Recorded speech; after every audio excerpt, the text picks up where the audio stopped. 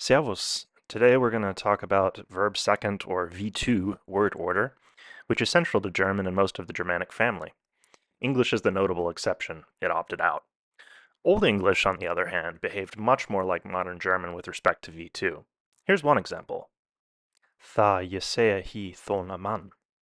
Here we can see a few similarities. Jesea is cognate with sehen, sah, gesehen, so to see, and thona is marked for case. In this instance, it's masculine singular accusative and the equivalent of denn. German, like Old English, offers a good bit of freedom in terms of where the subject goes, that English doesn't with its stricter SVO word order. In a normal sentence, the verb comes in position 2. So we have es regnet heute or heute regnet es. In the first example, we place es, the subject, in the first position.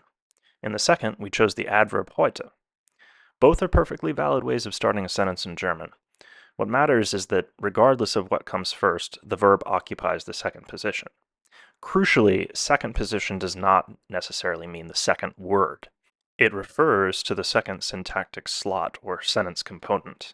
This becomes clear in a sentence like Heute 3 Uhr in der Früh hat es geregnet. Here the verb hat is still in the second position, even though it's nowhere near the second word. The entire time expression, heute 3 Uhr in der Früh, fills the first position as a single unit, and the finite verb follows immediately after it in the second slot.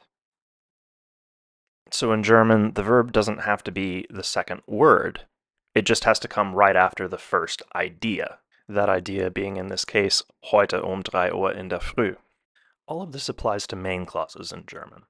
As long as you are dealing with a Hauptsatz, a main clause, the verb second rule holds without exception. But German also has conjunctions, words that link clauses together, words like weil, denn, and da. This is where things start to change. Some of these words keep the normal V2 structure, while others introduce subordinate clauses with their own word order rules.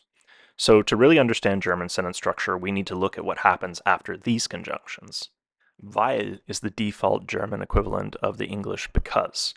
Precisely because it is such a high-frequency word, it is often one of learners' first real encounters with subordinate clause word order.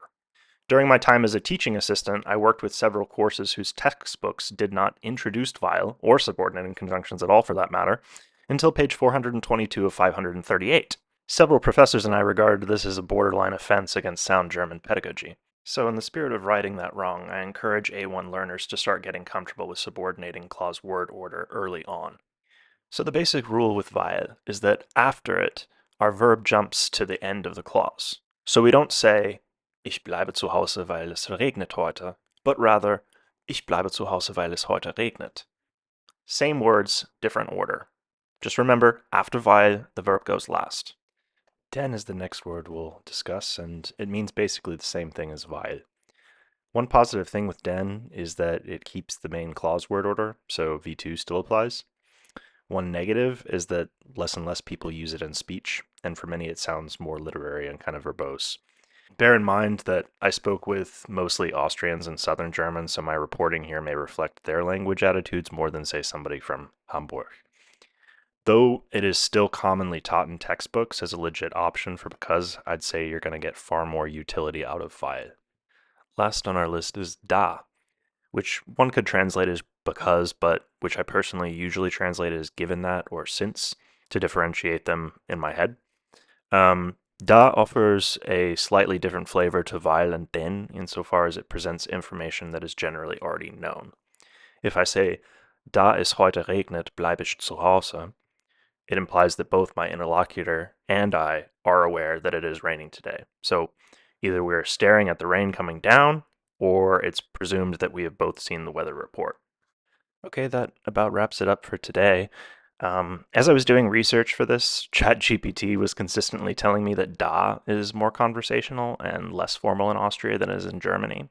However, when I started looking into this and asking various Austrian friends about their usage of weil versus denn versus da, only one said she'd use da in her everyday speech. So if you are Austrian, I'd love to hear your opinion on this. Do you find da to be more conversational or more formal?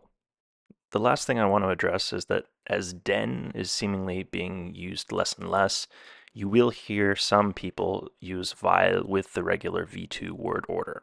So, ich bleib zu Hause, weil es regnet heute. What could well be happening is that weil is taking on den's syntax the less and less the latter is being used.